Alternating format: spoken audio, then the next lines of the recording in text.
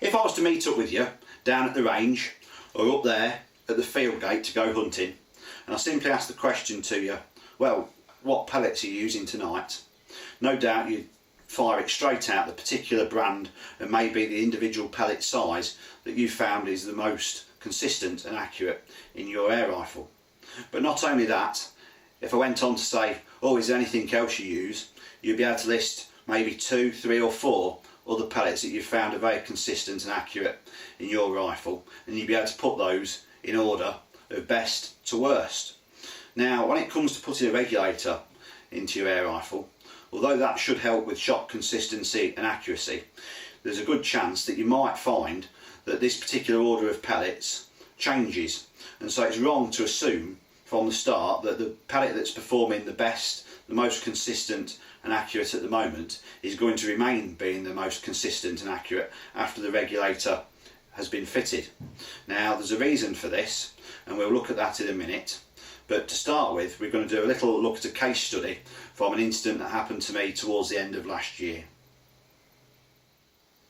Now, the particular gun we're going to talk about in this case study, you may have seen a fleeting glance of on the launch of the Air Rifle Reviews competition to win the 2 regulators that they were giving away, that were given to them.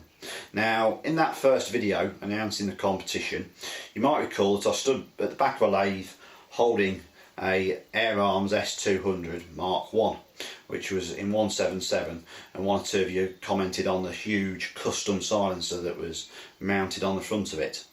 Now, my friend Ian had owned that gun for quite a number of years, and he's already had some tuning work done at it, all polished inside, had the trigger altered. I think he's got an adjustable stock plate and foot underneath the back, etc. But he thought it was time that he had one of my regulators fitted in, and he's been a good friend for about 20 years now. So he came to stay for the week to go shooting and to have this work carried out. Now, he's been very happy with his S200, which is why he's had it for quite a number of years since the first came out, and he was looking forward to having the regulator fitted. Now, when the gun first arrived, we shot it, we did a graph, and we did a bit of a group. Now, the group will just sort of do a simulated drawing, say at 50 yards, the 177 pellet group was something, say it was something like that. Now, went away, machined out the cylinder end caps, fitted the regulator in, adjusted the outlet valve spring compression, all the various things that's shown on the video that's on the YouTube fitting instructions channel, and got it all set up. So it was shooting extremely consistently over the chronoscope, and then we went outside to try it on the range. And the group we got after the regulator was fitted would have probably been slightly better for someone shooting skeet or English sporting clays, because the pellets were truly all over the place. Now, these were the same pellets, and the gun had seemed to be shooting very consistently over the chronoscope. So at this, you can imagine that my good friend Ian was absolutely horrified. He was even more horrified by the fact that I wasn't worried about it whatsoever, because it's something that I'd come across before, and I was sure that there was nothing to worry about and it was easily going to be sorted. And so what we did was, you've got to eliminate what could possibly be the problem. And so we'll just use this rifle as an example.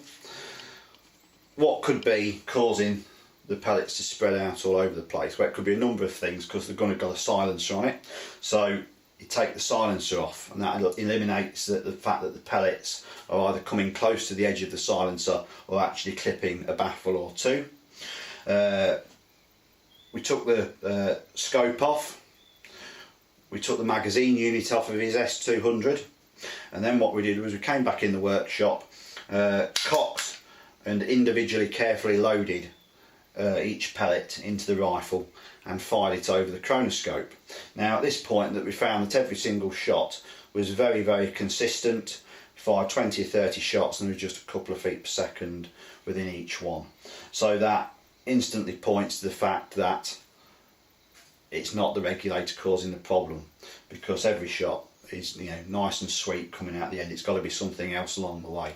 So we replaced the scope that it got fitted on the rifle with one of my own, and we shot it down the yard with that on, and still the group was all over the place. So this tells us that it's not the scope, it's not the silencer, it's not the pellets. So we've eliminated it down to the fact that it could be a burr on the inside of the barrel from where we've enlarged the transfer port, or it could be something to do with the fact that the gun is now regulated, and now it's regulated, it's not happy with the pellets, which were fantastic to start with.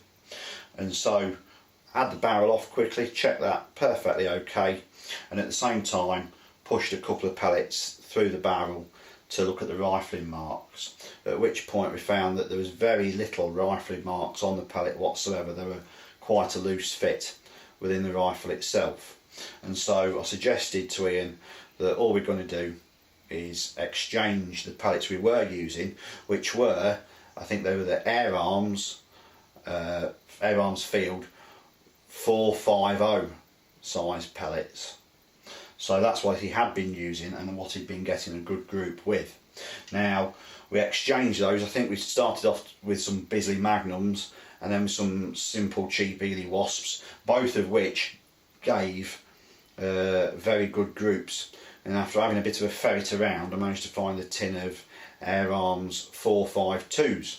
Now, once we'd installed the 452s into the air rifle, the group was even better than it was to start with. So this goes to show that the pellet that you start off with, which you thought was the best, may not necessarily be the best once the rifle has been regulated. Now the reason for this with Ian's particular rifle was, if I find another colour pen, Ian had told me that the sweet spot that he had found for the best accuracy with the 451 pellets was right up at this end of the graph. Now this end of the graph is the 200 bar the rifle's just been filled end, and he says the worst accuracy was down here at the 100 bar rifle's nearly empty end. And so with his 450s, the best accuracy is up here.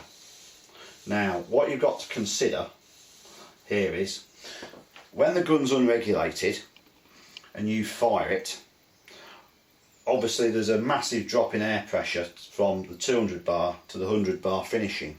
Now at the 200 bar you're going to get a very small, very hard, sharp slug of air that's say that big. But by the time you get down to the 100 bar, the slug of air you're going to need to get the 12 foot-pounds is going to be quite a bit bigger, because it's at a lot lower pressure. Now, if we imagine this line along the bottom of the graphs, the air rifle barrel, up here when you first fire the gun and it's 200 bar with a short, very sharp pulse, the pellet has probably accelerated very quickly and rapidly. So say it's accelerated 12 foot-pounds in that short distance there.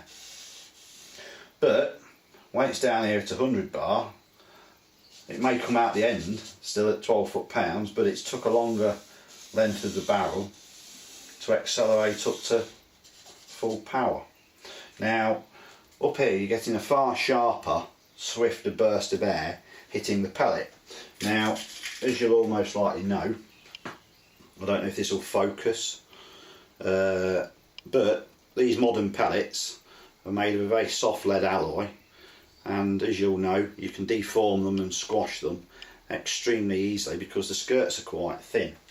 Now when he was firing the gun and it was nearly full of air, he was getting best accuracy because the 451 pellets, the skirts were slightly enlarging and flaring out into the rifling, making a good seal and getting a good average rifling mark all the way round the back of the skirt.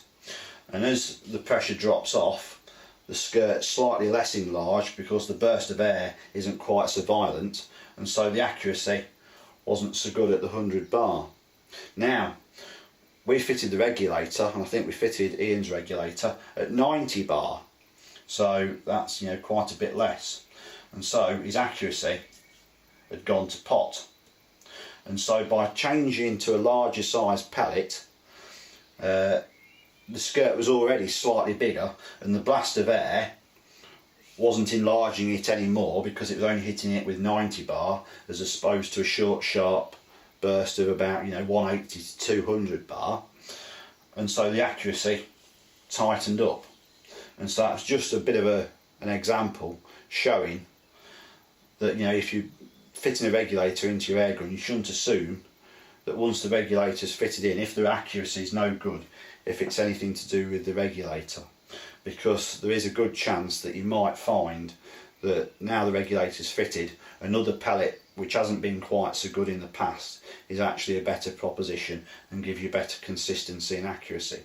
Now, as I'd already said earlier on, if you find with your air gun you've got an accuracy problem, it's very simple just to eliminate anything that might be causing that problem. So number one, get rid of any silencer, muzzle flip adapter or anything else off the barrel. If it's magazine fed, then carefully make a little tool or something so you can feed the pellets in one at a time to check that the probe and the magazine aren't damaging the pellet. Obviously double check the barrel transfer port that you've not left any burrs in there. But in general, if you're firing it over the chrono and every single shot is very, very, very consistent, then it's something to do with the pellet fit in the barrel. It's not to do with anything the regulator's doing. If every shot's consistent and the pellet's coming out with a good average speed, then there's something else along the chain. So if you fit a regulator, be aware that you might come up with groups that aren't so good, but that's mainly due to the pellet fit in the barrel, and you need to go away and experiment with what pellet works best now. If you haven't watched it already, there is another video which I've already uploaded some months ago to do with airgun pellets and regulated air rifles, and it's just an example where I fired a range of different fits and weights of pellets through a regulated S200.22, and if you watch the video you'll see that the weight and fit of the pellet vastly affects the shot count and the power that the gun gives out. And so you'll see that a particular weight and fit of pellet is the most efficient for power to shot count, and so that's something else that you can take into account when you're testing pellets through your regulated air rifle.